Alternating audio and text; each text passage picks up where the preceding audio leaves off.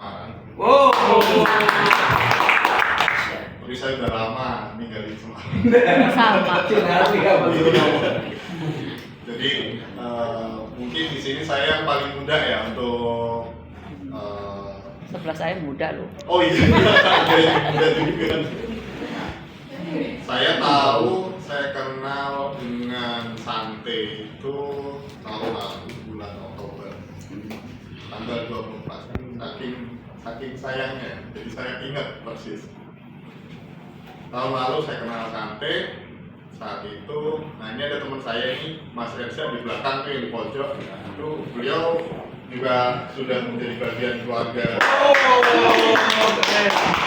Kurang lebih kita kenal 8 tahun ya. 8 tahun dulu saya seorang video editor sinema juga, jadi saya nggak menetap di satu tempat. Jadi saya bisa minggu ini ada di Sulawesi, bisa di Papua, bisa di gunung, besoknya di pantai. Makanya kulit saya itu rusak. Karena kalau saya peralatan untuk bikin film itu kan banyak. Kita udah ribet sama alat-alatnya. Jadi udah nggak pikiran pakai touchscreen segala macam. Makanya kulit saya benar-benar rusak saat itu. Nah, karena tuntutan pekerjaan yang nggak jelas jamnya, durasinya, saya masih ingat dengan orang Spanyol itu di Kawah Ijen tahun 2007. Itu saya seminggu di atas. Kalau kita tahu Kawah Ijen di atas itu kan nggak ada apa-apa ya, makan juga harus turun dulu, naik lagi. Saya seminggu di atas.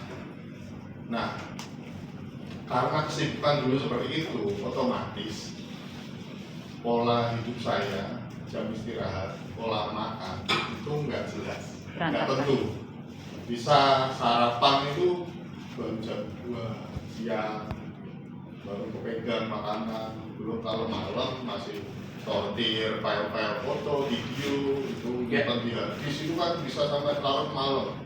Itu juga lupa lagi makanan. Nah itu lambat laun lama kelamaan itu menumpukan.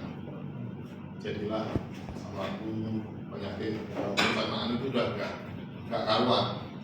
4-5 tahun yang lalu itu tadi udah puncaknya. Jadi saya udah keluar masuk rumah sakit cuma gara-gara masalah pencernaan. Kalau mungkin yang pernah ngalamin GERD atau asam lambung lah, nggak usah yang separah GERD, asam lambung aja. Kalau kita telat makan sedikit, kita terus habis itu kita makan, walaupun sesuap, itu kan kepinginnya balik lagi. Belum lagi kalau kita salah, ya orang-orang Jawa bilang kecolok, kalau makanan pedes sedikit atau keras sedikit, kita bisa diare. Karena kan udah terlalu kena asam kan, jadinya dalam itu udah apa ya, kayak tipis gitu, kena apa sedikit lecet, luka segala macam. Bolak-balik keluar masuk rumah sakit. Oktober itu baru saya dikenalin sama Santai Babi. Waktu dulu kemasannya masih putih hijau. Kalau sekarang kan udah hijau semua. Itu masih putih hijau. Saya masih ingat itu dikirimin teman itu 3 box. Boxnya yang masih panjang itu dikirimin itu. Udah ini coba dulu. Karena setahuku GERD atau MAH itu nggak bisa hilang. Penyakitnya nggak bisa hilang. Yang bisa itu cuma diminimalisir dia untuk kambuh. Saya minum itu baru nggak lama kok, sehari 1 saset. Itu mungkin nggak lebih dari 1 minggu saya konsumsi 1 hari 1. Nggak banyak-banyak. Orang waktu itu juga saya beneran nggak yakin ya, nggak pernah dengar barley grass itu juga apa yang nggak pernah lihat. Saya minum sampai hari keempat. Saya harus dari Jakarta, kan saya tinggal di Jakarta, saya harus ke Bogor naik motor, kelupaan, nggak sarapan, baru makan itu setengah 4 sore. Nah anehnya itu nggak ngerasain perih, mual, pusing itu nggak terasa. Cuman sebelum makan saya minum dulu santai supaya nggak kaget ya kan. Saya minum dulu baru saya sempat makan. Itu udah nggak pernah kaget sampai detik ini. Sudah 1 tahun. Ini udah bulan Desember itu saya Oktober. Sudah 1 tahun saya ngalamin itu. Saya 1 bulan udah ngerasain manfaatnya kan. Saya kirim ke orang tua saya di Semarang. Kebetulan kan yang masih ada ibu namanya sama orang tua kan. Orang tua saya itu ini karena faktor usia cenderungnya kalau orang sudah tua itu biasanya kalau nggak darah tinggi, kolesterol, vertigo. Nah kebetulan diborong sama ibu, ketiganya borong. 1 bulan konsumsi 1 hari 1 sebelum tidur karena kalau pagi kadang kelupaan gitu kan aktivitasnya. Oh ya udah nggak apa-apa. Seininya lah. Sebelum tidur yang penting rutin. Gitu. Konsumsilah 1 minggu. Setelah 1 bulan, saya minta cek. Kalau BPJS kan tes di puskesmas kan gratis. Tensi sama kolesterol. Alhamdulillah dalam 1 bulan sudah normal. Tensinya sudah 120, enggak sampai 120 sekian, plus 90. Untuk usia 60 kan itu bagus. Oke, udah nih, udah lega kan? Saya udah ngerasain, ibu saya udah ngerasain. Barulah bulan Januari tahun ini, saya penasaran tentang perusahaannya, tentang produknya lebih dalam. Saya curhat sama yang ngasih stempel saya itu, ya bisa dibilang kayak mentor saya lah. Saya curhat, aku pengen ngerti, soalnya kalau di sini tuh kan saat itu kantor juga belum opening Pak ya? Belum. Saat itu kantor belum Februari opening, kan orangnya masih sedikit. Iya. Kita ingat waktu itu tuh yang bagian dari keluarga besar saat itu masih keluarga kecil tapi bagian Kayak kucing-kucing. akhirnya difasilitasi lah sama teman-teman. Saya berangkat ke Filipina.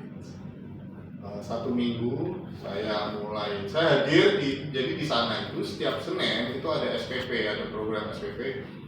Waktu saya datang itu ada 300 orang lebih. Itu bukan member. Itu orang-orang yang baru pengen ngerti apa itu sampai. Setiap itu ada hari Senin segitu ya. Segitu banyaknya antusiasnya. Saya tanya ini satu-satu yang senior udah lama ya, udah 5 tahun, 7 tahun gitu kan. Saya sharing. Terus saya ketemu sama CEO-nya, ketemu sama direktur di Filipina sudah ketemu, sama maminya ketemu, ngobrol-ngobrol lah kita semua. Nah dari situ saya mulai ngerti sedikit demi sedikit tentang perusahaan, tentang produknya, tentang sistem bisnisnya. Karena saya nggak ada latar belakang di sini. Saya di seniman, saya di digital. Akhirnya dari situ, sepulang dari sana, saya pelajarin tuh. Karena dulunya saya di belakang layar, begitu tampil tuh harus gimana, harus ngomong apa, nyelangin grogi, latihannya itu saya sebulan itu. Akhirnya bulan Februari saya dapat undangan lagi acara Salvo. Jadi kegiatan yang dilakukan secara besar-besaran untuk keluarga besar Santai. Saat itu dihadiri 3.000 orang di Filipina. Dan di situ semuanya orang Filipina, hanya kita berdua yang orang Indonesia. Saat itu Pak Dwi lagi sibuk-sibuknya babat awas.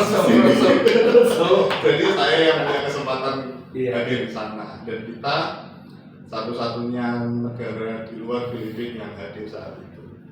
Di situ saya saksiin orang-orang yang benar-benar nggak ada latar belakang di sales, di marketing, kayak saya ternyata bisa juga.